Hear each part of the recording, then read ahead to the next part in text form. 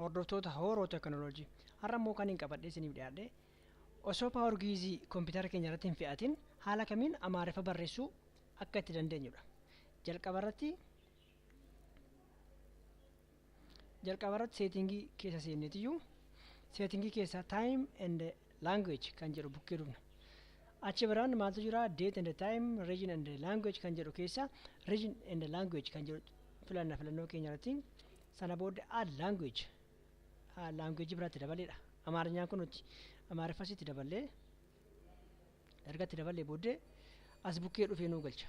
ENG dhaa fi Amaric kan jedhu kun as bukkeetti asirraa keenya Amaariffa akka fayyadamnuu fi asirraa keenya immoo Ingiliffa akka fayyadamnuu fi kana annee akkamittiin woordii irratti akka caannoo ilaallu barreessinu akka ilaallu erga keettiin woordii keenya bannee booddee kana gara Amaariffaatti deebisnee akkamittiin Amaariffa akka barreessinu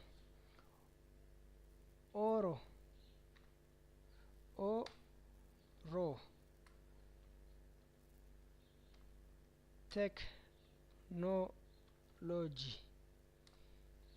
akkattiin Amaariffa haala salphaadhaan barreessuu nu dandeessisa. Power Geez caannu yeroo baay'ee Power Geez yoo agartanii jalqaba irratti akka kompiitarri banameen startup duukaa ka'a. Kun garuu kan rakkoo sana furuudhaaf waan gaariidha jedhee waan amaneef isiniif dhiyeesse. Yoo jaallattan laayikii, sheerii, sabiskiraayibii godhaa. Galatoomaa.